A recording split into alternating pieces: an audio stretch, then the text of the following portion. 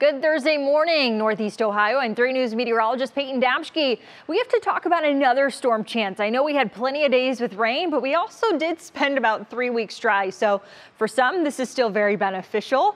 We do get those chances to move in through this afternoon and evening. So later today, so this is going to build into place along with a cold front dropping south. Isolated severe storms possible here. And I think our main threats are going to be some strong wind gusts and then some hail and heavy downpours, of course, as you get some storms to bubble on up. They've got some heavier embedded cell movement to them, just generally speaking.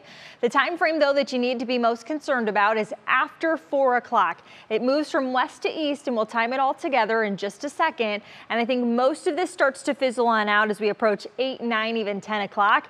And this is not just for us. Columbus included everywhere from Lima all the way down to Dayton, too. So the Buckeye State as a whole is watching tonight.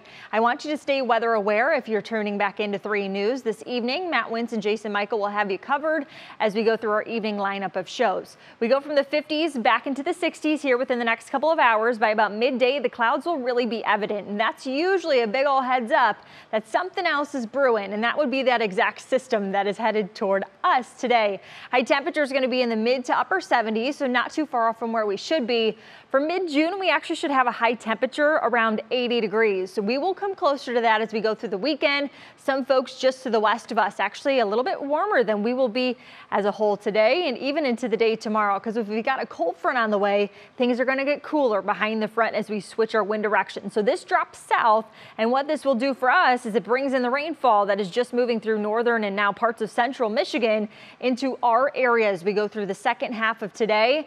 But again, you don't have to worry about maybe even lunchtime plans outside. Maybe you're thinking of taking the kiddos to the pool. I think if it's through early afternoon, you're okay. So you can get in some outdoor exercise before maybe staying cooped up tonight. Now, it depends on where you're located as to who's going to see the rainfall first. This is going to move in after 4 o'clock, as I mentioned. Now, the timestamp upper right-hand corner of your screen, you can always reference it there. We've got brighter tones on your screen from Elyria to Mansfield. I don't want you to get too fixated on where the rain is actually happening. I just want you to get the general idea that that's the time frame things are going to happen and move through the area. So once again, 6 p.m., this is moving through some of our western counties. Our eastern counties, you're still dry, so you might be able to hold off on getting maybe back inside ahead of some of these showers and thunderstorms a little bit longer than folks on the east side of Cleveland. Now, this starts to fizzle out and actually push south. This is one of our latest model runs. I wouldn't be too shocked if some of this tries to fill back in toward the Akron-Canton area up to Ravenna, maybe Ashtabula County too.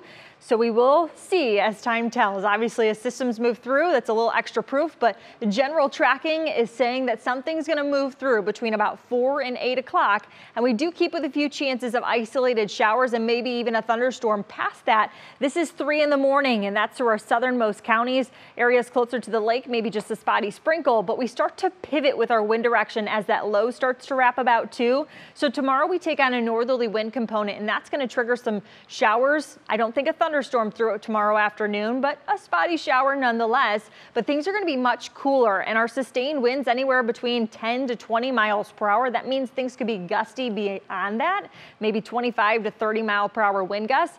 We start to also clear on out, but again, maybe a spotty shower Friday evening through Ashtabula County onto the PA state line kind of side of things. Tomorrow on the hour in your National Zymark forecast, we start the day with those few rain chances around, temperatures in the 60s. We only make it close to 70. Now, some locations you might not get out of the mid to upper 60s. It's going to be a chilly feel to your Friday. You'll need an extra layer, especially if you have any Friday evening dinner plans that you're headed out for. And the weekend, though, is shaping up to be beautiful, whether that is a plan with dad to grill out, maybe it's a pool day with him, or maybe he's setting up a tea time, or you are for dad himself, or maybe he's just watching the U.S. Open, which is going to be broadcast here on Channel 3 on NBC as we go through the weekend too. We have plentiful sunshine, sunny skies right around mid 70 range, and then we get closer to 80, which is typical for Father's Day itself on Sunday. A few extra clouds added to the mix. And in your Union Home Mortgage extended forecast, we had a couple other holidays on here for you too. The observation of Juneteenth takes place on Monday, and isolated storm chance there. And our first official day to summer, well, that happens on Wednesday, and again, an isolated storm chance. Go figure.